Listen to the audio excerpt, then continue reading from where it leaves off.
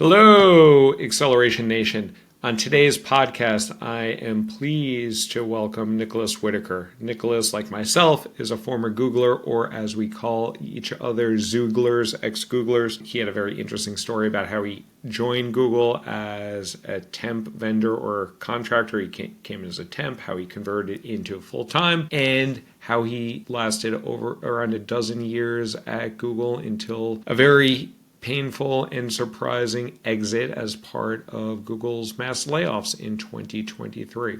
Anyway, we talk about impostor syndrome. We talk about how to move in a company from a temp or contractor to full-time. And we dig into psychological safety, the importance of it, and how little enforced it is at companies despite all the talk. So I think you'll really enjoy this episode with Nicholas and I. Before you dig into that, let me just remind you that if you are looking for your next opportunity, if you're looking to get a better job quickly, confidently, and with lots more money, that's what we at Kadima Careers do best, and we can help you in 3 different ways. First off, we have a digital course called the Job Acquisition Method, which gives you 10 hours of video, scripts, documents, worksheets, and so forth that gives you all the tools necessary to land more interviews, offers, and money. If you're someone who also wants the support of a community and be part of a group and get that support and camaraderie, join the group coaching program. We have Slack community there. We have a LinkedIn community there. And you employ a lot of our processes, but supported with a community. And if you are someone who wants personalized coaching with expert coaches from the top companies in the world, top hiring managers and recruiters, people who really know how the job search works, we also offer personalized coaching. It's a limited basis. We only accept about 20 clients per month. It's an application process. But for any of these, go to kadimacareers.com, Kadima careers.com. Check out all of our solutions. And the last 3 words I'll leave for you before we head into this podcast are own your career.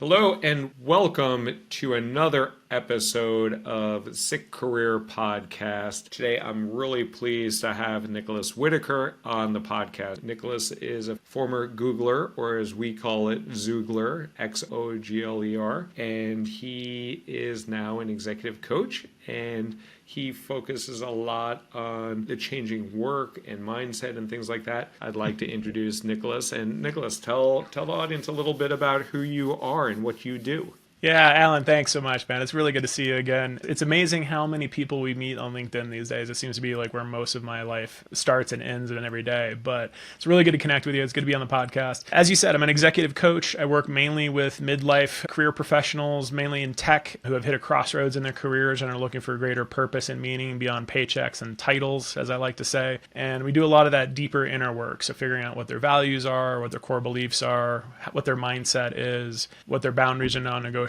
are, and help them set up a pathway towards a better future that we help build together. And then on the side, in addition to that, I've also got a startup that I've co-founded with my co-founder, Scott Shute. He used to be the head of mindfulness and compassion programs at LinkedIn. I similarly worked in mindfulness and compassion programs at Google for many years.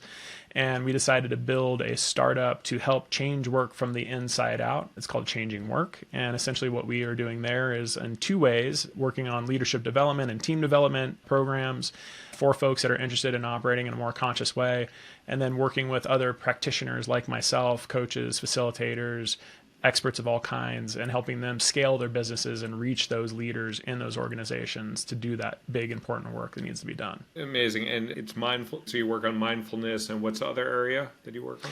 Yeah, so with the Changing Work Collective, what we're really working on is this framework around conscious business and conscious leadership. So there's a lot of authorship that goes back probably 50 years on this topic. And the whole idea is regarding not just profits, but people, and putting in practices like mindfulness, but also compassion, active listening, coaching or mentorship style leadership approach. And then also thinking about not just profits, but like these multiple bottom lines. So all of the stakeholders within an organization, the environment that you're working within, and all kind of thinking about that towards a sustainability model. So as opposed to just squeezing every bit of resources out of an individual or out of an organization, how do we think about this more as a long-term strategy that benefits everybody? I would imagine that sort of change in the organization structure needs to come top down from leaders, even though people can also do it bottom up, but it does need buy-in, support, and incentive or mandate from above. Is that true? Yeah, that's exactly right. There's a lot of grassroots work that can be done. And on individual team by team basis, you see this all the time. You see some really amazing leaders that operate consciously, that are regarding their employees as important as whatever their OKRs are. But you really need that executive leadership, and you really need that leadership from the very top all the way down. Otherwise, you're always just pushing against that downward pressure and those goals that aren't always going to be aligned. Are there some notable companies, whether you work with them or just that you're aware of, that are particularly good at really supporting a positive work culture for their employees? Yeah, what's interesting, it's a funny question, because if you look at the literature, most of it that was written back pre-2015, the companies that are often listed are companies like Google, Twitter, Whole Foods, all these organizations, which like now maybe aren't quite the most conscious businesses in the world. But one that I really particularly like to look at that comes up pretty regularly is WD-40. I don't know if you're familiar with this. Yeah, it keeps my door from squeaking. Yeah, totally. So they are a company that for decades now has operated in a very conscious way. Their employees tend to stay there for decades at a clip. And their reviews are always quite high in terms of the way that their employees are treated and the way that they regard their environment and the community more broadly that they're operating in. And there's a lot of other examples like that, but they're vanishingly few. Like more and more over time, or I should say less and less over time, we're finding that these companies that were stood up as being kind of icons of conscious business aren't so much anymore. And I think a lot of that has to do with investment. A lot of that has to do with growth and scale at any cost. And there's the pressures of the market. It's very hard to operate consciously in our current late stage capitalism that we're in. So if you're an employee looking for one of these companies, or you're an employee at a company that is not operating consciously with the employee in mind, what advice do you give the individual? So it's valiant work that you're doing to change from the leadership and the company, but there was probably a selection bias of the individuals that will reach out to you and say, hey, this is important to us. We want to invest in this. Absolutely. Most companies don't give a shit.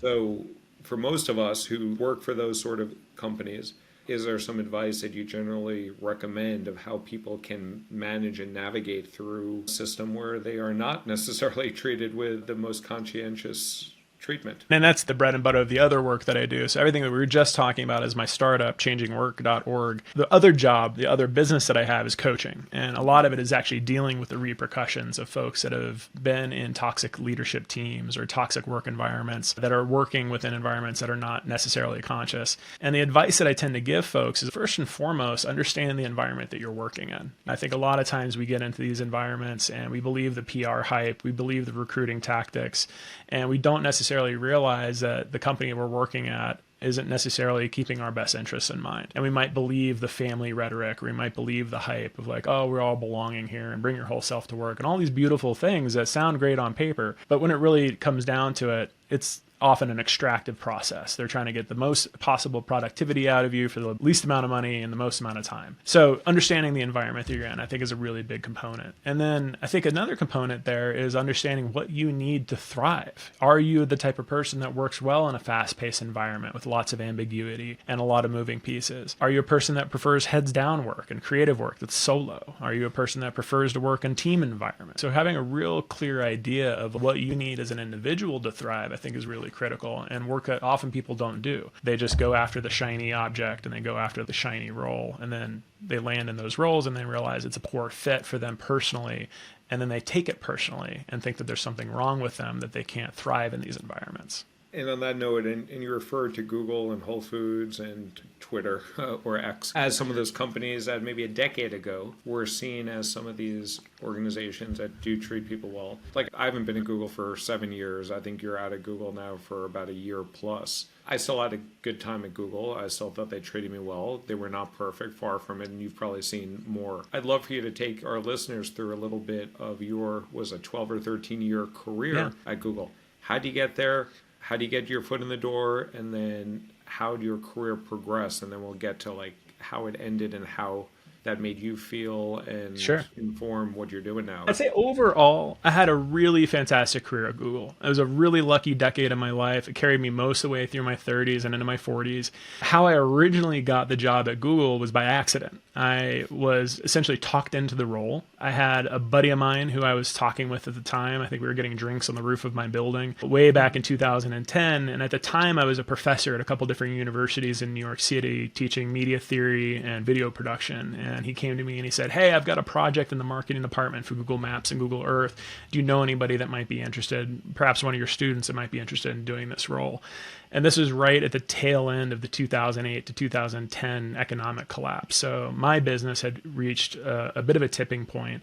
A lot of my clients and the budgets had dried up, and essentially I was looking for more opportunities. So instead of passing it on to one of my students, I jumped at the opportunity. I said, "Yeah, I'd love to take this role. Let's talk about it." And lo and behold, a few weeks later, I end up with my first role as what they call a TVC, temp vendor or contractor at Google. I think I was working through a Deco at the time. Might have been Workforce Logic. It's a little blurry now, but one of those two. And I was essentially making training videos for Google Maps and Google Earth, and working on a new product that was called Google Earth Studio, which allowed people to basically manipulate the tool and be able to create stories from it. And I did that for a year or so, and my contract ran out. And then I came back again on another team. It was called the Google for Media team, and it was a similar role, but I was able to bolt on a couple other tools onto that. I think this was during the Google Plus Hangouts on Air era of Google, which I don't know if anybody remembers that as a bit of a blip on the radar. But essentially, we were trying to push this to broadcast news organizations and get them to use these products to help tell stories on air, on broadcast. And that went off for about another year and a half. And then I came back again, this time as a vendor. And it gave me the opportunity to now, instead of just working within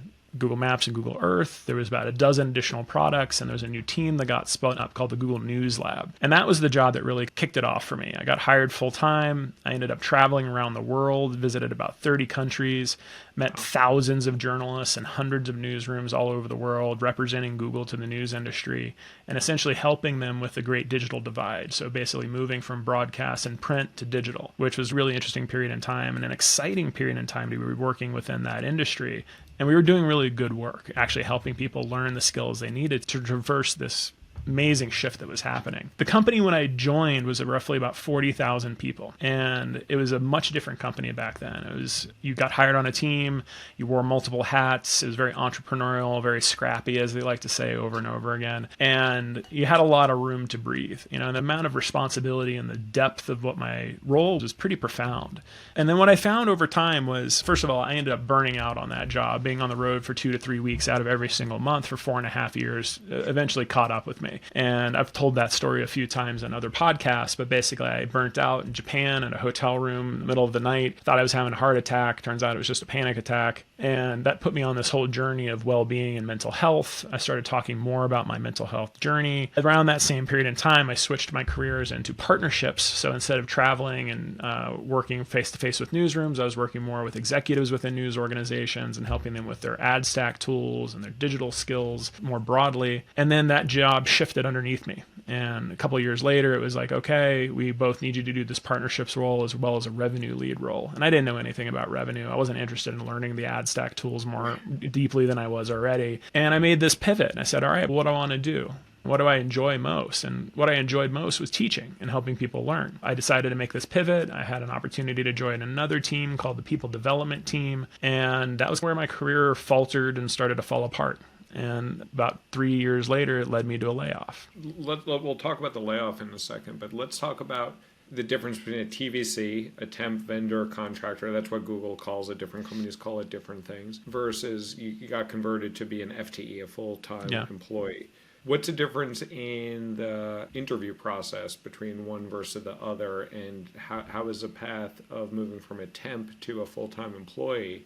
Or how was it for you, and to your knowledge, how has it changed over the course of time? Yeah, it's interesting because this was 10 years ago, so I'm sure the hiring process has shifted quite a bit, but it was very task-based at that time. You got brought in as a temp, a vendor, and a contractor, and your role scope was very narrow. It's here's the specific things that you're supposed to be doing. You're not getting involved in meetings as much. You're not getting involved in the politics of the organization. You're literally there just to like pull levers and like push buttons or whatever the metaphor is, and that's your core role. The interview process was relatively light. You know, I think it was like 2 or 3 rounds of interviews, met with a hiring manager, met with a couple other people on the team just to check to make sure I knew what I was talking about and was able to actually do the job. And that was kind of it. I got paid through a temp agency, and most of my pay and all my resources came through them. The interesting thing about being a TVC at that point is like you would get this badge. It was a red badge, and we called it like the red badge of courage, essentially.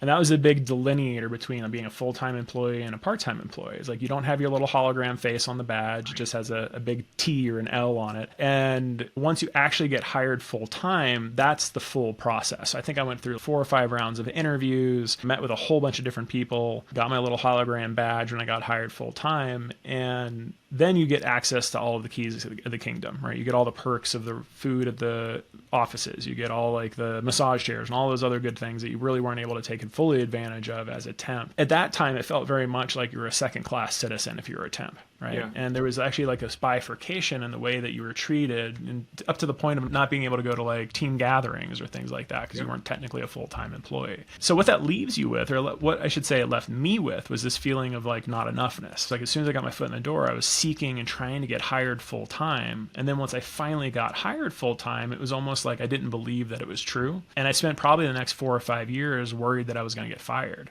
And is essentially like what carried me all the way through to my latter years working at the company. It was this underlying concern of someone's going to find out eventually I don't know what I'm doing. I'm going to get let go, and all this thing's going to come to a screeching halt, which technically is what ended up happening, but it ended up taking a lot longer than I thought it would. And what you're referring to there is typically called imposter syndrome. That's right. And it's actually interesting. So people say that imposter syndrome often serves a positive motivator sometimes to make you work harder, but it also probably puts a lot of stress on yourself as well of just never feeling adequate. That's exactly right. I'd love to hear your perspective of how you dealt with that imposter syndrome. I dealt with it pretty significantly also my first 6 months at Google, but would love to hear how that exhibited with you, how it made you feel, and how you dealt with it. Yeah, I appreciate the question. I handled it poorly, is what I would say. I think when I first came into Google, I was already coming from like a place of scarcity. Like I told you before, like I had to be convinced to work at Google. I had not ever considered myself somebody that would fit in corporate environments. I had owned my own business prior for 10 years.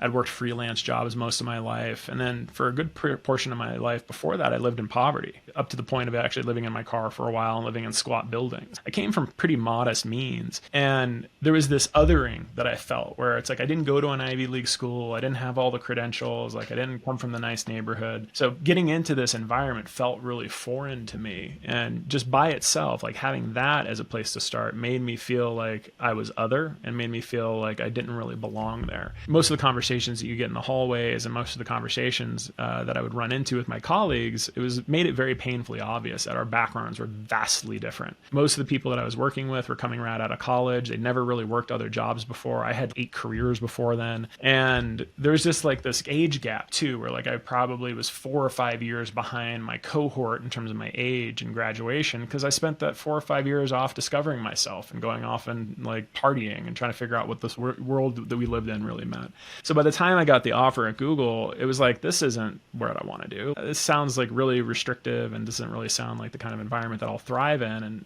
my friends at the time basically told me like, look, man, like not all of us get opportunities like this. You need to take this job. Like you're capable of it. Just see what it's going to look like. You could do it for 6 months. And then if you don't like it, you could quit. So I went in with this mentality of like, all right, I'm going to go in, I'm going to do my best. I'll actually do it as an anthropological experiment. I'll take notes along the way and I'll make this into this whole like thing that I'm investigating what corporate America is like. And then I blinked and 13 years went by. But all along the way, the imposter syndrome never went away. It actually never really left me until I actually got laid off, actually, just this last year. And it was like, oh, this is what it feels like to feel contained within myself. It feels good to feel whole. But pretty much the entire time along the way, what it did is it manifested as physiological issues. I had gut health issues most of my career. I had massive amounts of anxiety and overwhelm. I had mentioned I had hit burnt out previously. And then just before I got laid off, the year before, I actually ended up having to take a mental health leave because of the pressures of work and the toxic leadership team that I was in and my lack of coping skills. But luckily along the way, I found things like mindfulness and meditation. I found my voice talking about my own mental health journey. And I ended up being one of those people that gets called around from team to team to talk about mental health and mental health awareness.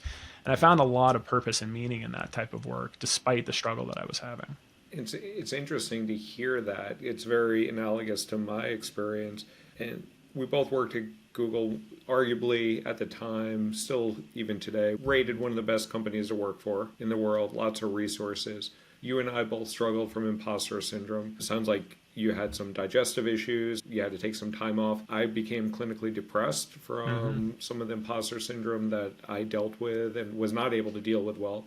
I did not feel like I could reach out to anybody within the company, within the organization. I had to reach outside. Sounds like you had to do the same too. Did you not feel safe, or were there not resources available for you to deal with these mindset challenges that were having very significant, not just mental, but also physical impact on you and your life? Yeah, and I would say emotionally and spiritually too. It's a whole package. Well, imposter syndrome, I think first and foremost, it's often put on the individual as something that's wrong with them. It's a syndrome, like it's almost something that gets diagnosed. But I actually would question that definition. Imposter syndrome, it's a phenomena that occurs because of the environment that you're in the same way that burnout occurs because of the environment that you're in.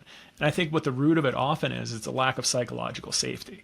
So not feeling a sense of belonging, not feeling a sense of inclusion. And that often is coming from the individual and their own experiences and backgrounds and the way that they're raised and so on. But so much of that also comes from the environments that they're working in. The type of environments that I was in was often very competitive. A lot of the leadership operated in these zero-sum game approaches where it's like not everyone could be successful. They had favorites a lot of times. There's a lot of what I would call like mean girls club that you would run into.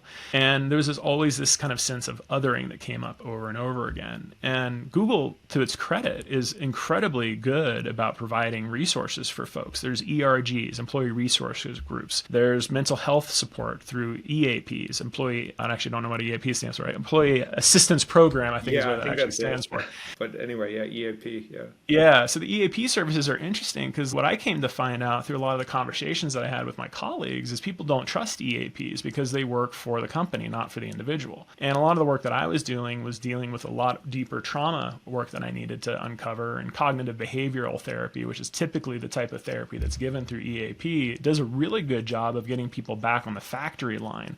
It doesn't do a really good job of dealing with the underlying issues that are really plaguing somebody. So I had to go outside of the company and find resources and support therapy and coaching and EMDR and all these other things to deal with this, including medication at one point, because I wasn't really feeling the support that I needed from my leadership and from my colleagues. And I think underlying that to me was a lack of mental health awareness within leadership and within the people that I worked with. And almost it was like you were radioactive if you were exhibiting any signs of distress. It was like, all right, well, just take some time off and take a mental health day. That was the answer. Instead of thinking about like, what are the systemic issues that are maybe creating a sense of non-belonging here? And you touch on a couple of things here that I want to dig into. One, you talk about like the lack of psychological safety in some of these teams and the toxicity there. I had 7 managers. I worked for different teams at Google. I've worked for lots of different managers.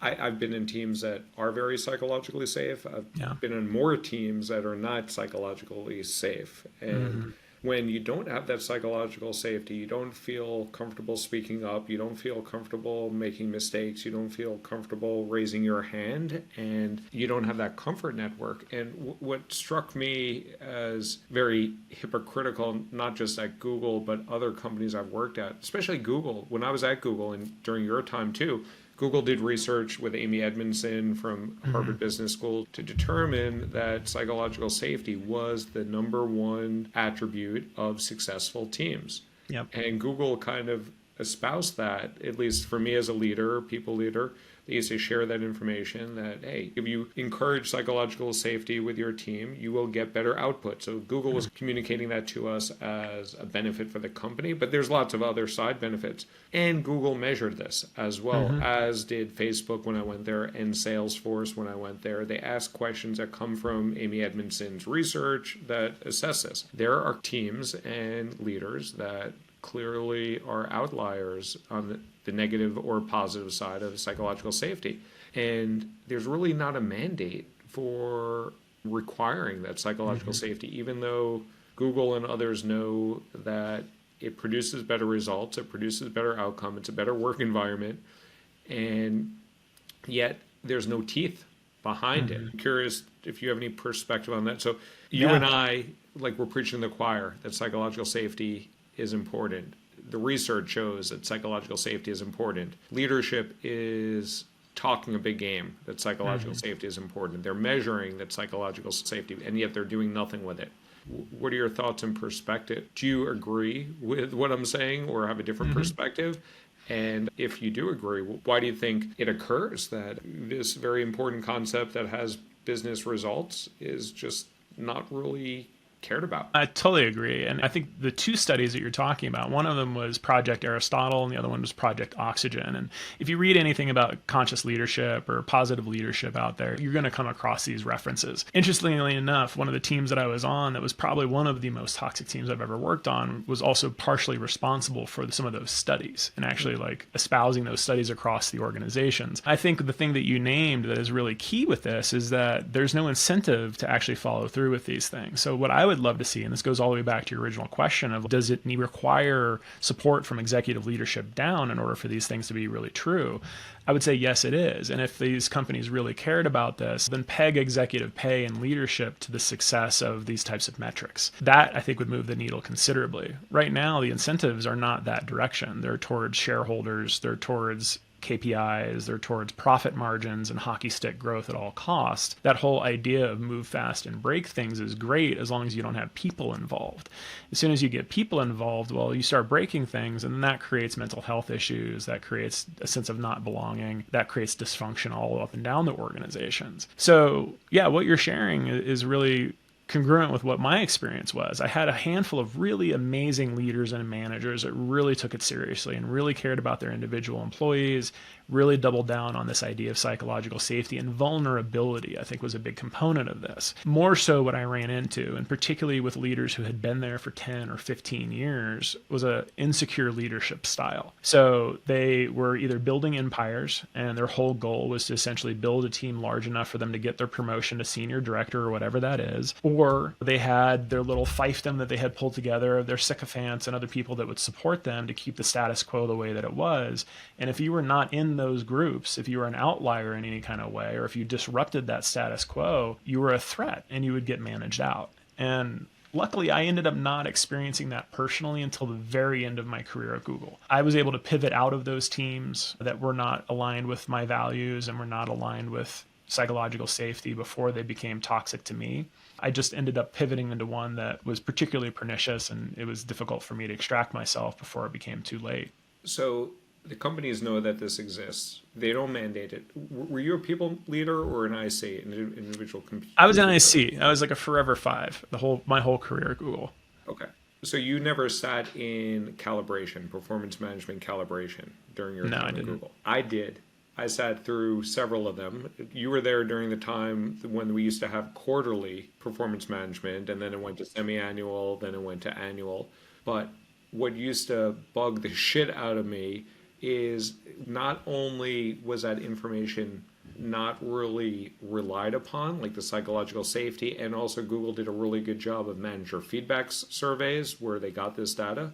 We as managers were not allowed to talk about any of our direct reports, MFS score, manager feedback survey. So we were told that should not play into the performance rating of the leader. And that might have just been the teams I was on. So they would do these surveys, manager feedback survey, where employees are giving ratings of not just psychological safety, but also like team focus and impact and other things about like quality of life. And we weren't even allowed to talk about those during calibration. So not only were they not mandated, but they were essentially ignored when it came to performance management, and performance management led to ratings, and ratings led to compensation.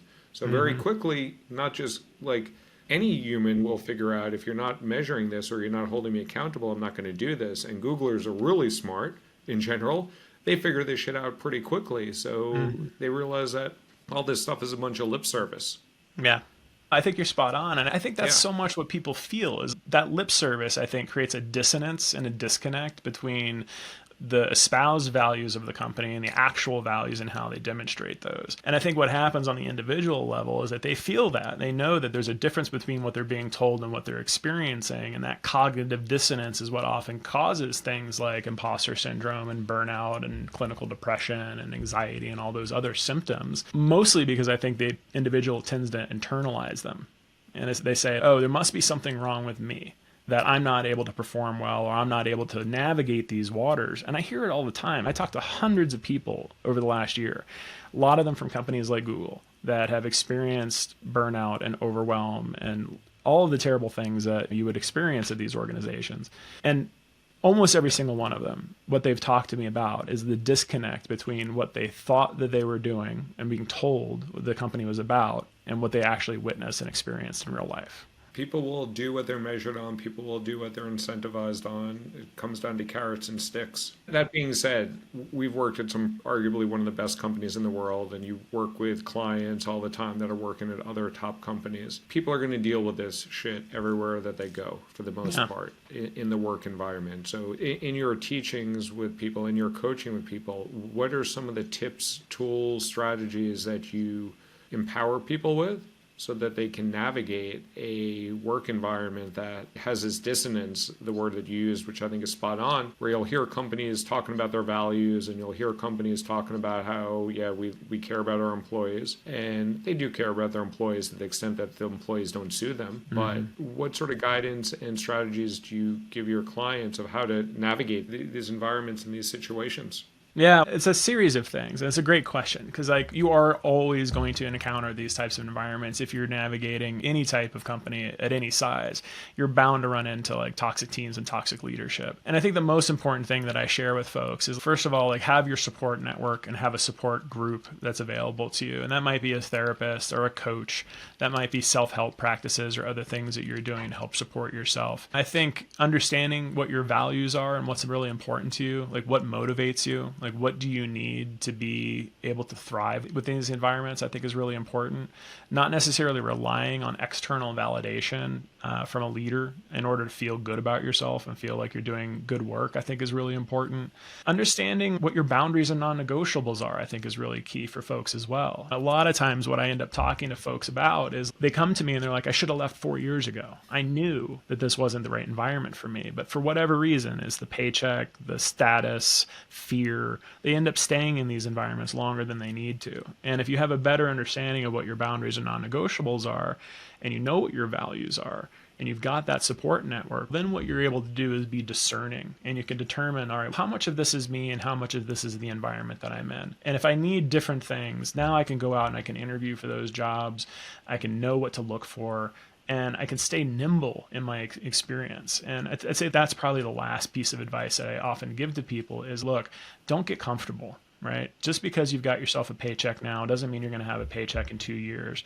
And if you stop building your skills, if you stop building your network, if you stop seeking opportunities for yourself, what you might find yourself in is in a position where you get stuck, and then you've got your back up against the wall, and then you got a couple needs improvements under your belt, and now you can't do anything other than get fired or get laid off. So I'd say, as you often share with me, owning your career, I think, is a big component of this, and all of the things I just listed are elements of that.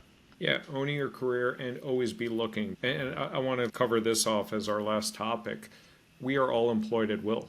And despite having a 10-year history at Google, 12 years, or in your case, 5.5 in mine, we're all employed at will. We signed that document, not just at Google, at every company, essentially, except for unionized shops and maybe tenured professors, but everybody else is employed at will.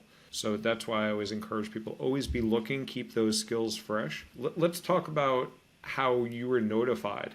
You were part of Google's layoffs in January of 2023. We're recording this in February 2024. Google had more layoffs, about 1,000, which is a rounding error for a company with 180,000 people, although it's not a rounding error for the people that got impacted there. A year ago, 12,000 people were unceremoniously let go very suddenly without much notice. Love to hear how you were notified of that, how you felt, how you dealt with it, and any advice that you have for people to prepare for something that could be extremely shocking. Unceremoniously, I think, is the key word there. I basically woke up uncharacteristically. I grabbed my phone first thing in the morning when I went up to go to the bathroom. I think it was 3 o'clock or 4 o'clock in the morning when the email came through. I didn't see it until 6 a.m. that morning. And the email was basically dropped into my personal inbox. At the same time, my corporate account was shut off. All of the access that I had to anything corporate oriented was shut off. And I only found out while I was on in the bathroom, essentially, from a different employee, colleague of mine, who said, "Hey, are you safe? Did you survive?" And I thought he meant, like, I live in Colorado here, so it was like, was it a wildfire? Was it a shooting? What are we talking about here? I had no context for what actually happened. He's like, "Check your inbox." So I went on to my corporate computer, tried to log in, didn't have access, and then it started to sink in that something was happening here. Went into my personal inbox, and there was the letter, right? An email, a notice about your employment. And it was a shock. I was about ready to switch teams. I was just on the cusp of moving into a new role with a new manager who was actually an incredibly conscious manager and somebody I was particularly excited to work for. I was supposed to be that next week joining that team. And I had just had a conversation with her and her new team where she was like, "Yeah, it's unlikely that people are going to get laid off from this organization. We're a mission critical team, shouldn't have to worry about it too much." And as it turned out, one of us had to worry about it. And I was pretty much the only one on that team that got put on the layoff list for multiple reasons, I'm sure. I was very vocal leading up to the layoff about what was happening within those organizations, and was very vocal about the mental health strain that was happening to so many people. Like me, along with probably a half a dozen other people, had to take mental health leaves to deal with the stress and deal with the pressure that was happening within those organizations. And I basically spent the whole year prior recovering after taking a mental health leave so that I could come back and show up strong for this new role. And in terms of advice for folks, like first and foremost, I think it's like layoff or job loss, divorce,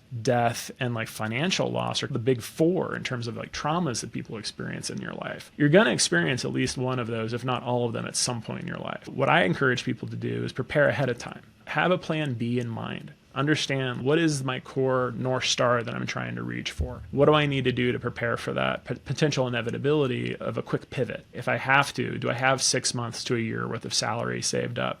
Have I been building my network? Do I have a sense of my purpose and my meaning and what is really important to me?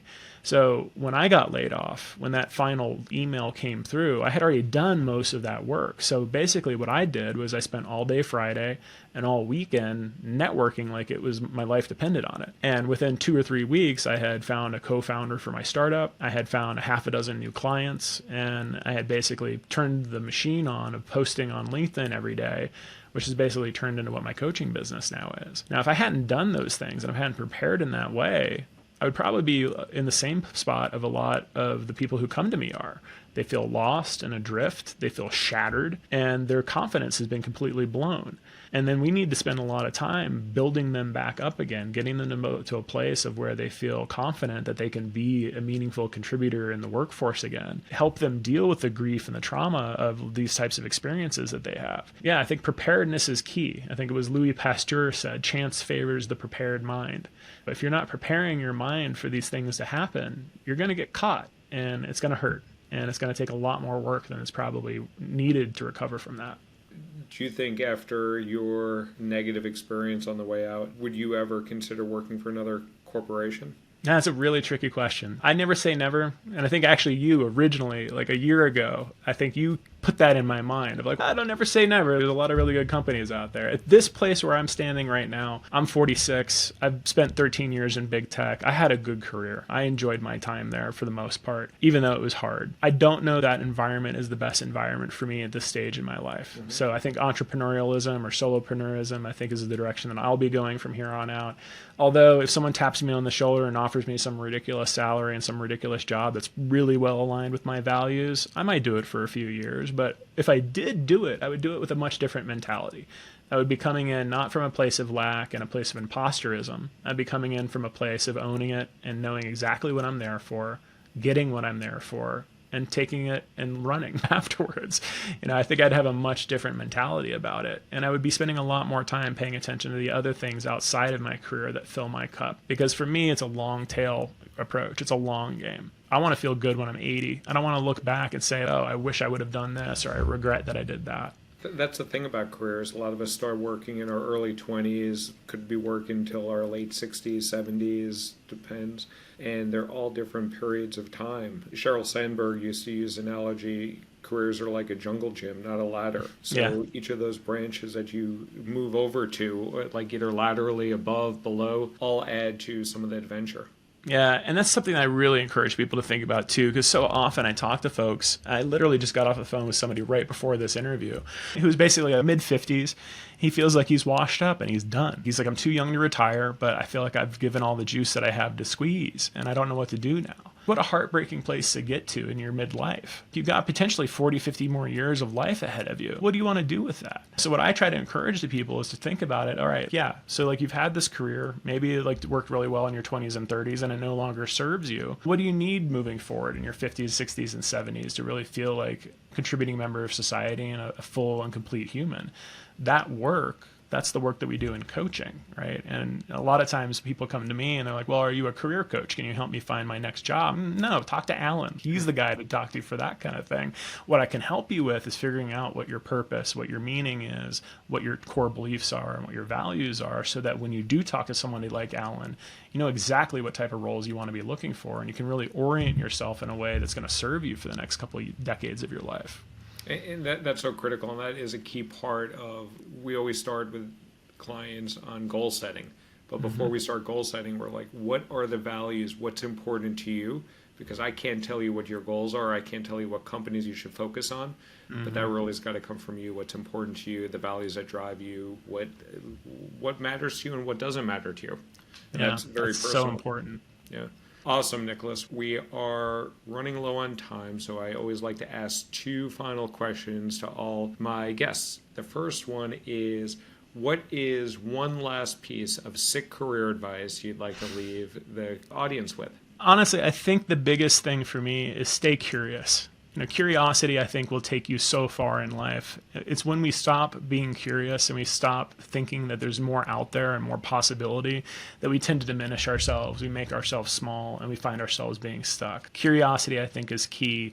And I would maybe tack on to that one little additional tip of compassion. So being curious and being compassionate about what your experience is, and understanding that over time your needs are going to change, your desires and goals are going to change. And you got to give yourself a big heaping dose of self-compassion along the way, so you're not punishing yourself for shifting or changing. 2 C's, curiosity, compassion, which lead to a effective and successful career. That's right. Maybe that'll be our title. And the last question I'll leave you with is, where can people find you, Nicholas? I found you, and I think I know what you'll tell people, but how can people find you? How can people reach out to you? How can people support you? Yeah, if you're on LinkedIn at all, it's really hard not to find me on LinkedIn. I pretty much live on LinkedIn, so you definitely check me out there. You can also check me out on my website, nicholaswhitaker.com. I have 101 and group coaching programs, and if you're interested and you reach out, I actually have a little assessment quiz that you can take that will kind of help you decide, are you in the right career path? Are you at a jumping off point? And if you're not, then I have a bunch of other guides and workbooks that are complimentary that you can go through to help you figure out some of those things that we were discussing earlier, those important components. And then obviously I have my own podcast, the Needs Improvement Podcast. You can also find that on my website at nicholaswhitaker.com, and you can subscribe to my newsletter at nicholaswhitaker.com/subscribe. Awesome, Nicholas. It was a great conversation. I know you and I have chatted a few times now. Maybe one of these days in person, either out in Colorado where you're based or here in Brooklyn where I'm based. Thank you so much for your generosity. Thanks for the insight. And I appreciate you sharing your story of getting into, surviving, and exiting Google. And I think you're in better shape because of everything that you've gone through and learned. Yeah, I appreciate that, Alan. I would tend to agree. And thank you so much. It's been so good to get to know you over the last year or so. And just thank you for all the work that you're doing out there in the world as well. I think people really need support to find their next best careers. And the fact that you're pulling this together in the way that you have has been really inspiring. Yeah, keep shining your light. Awesome, dude. All right, take care. Cool. Thank you.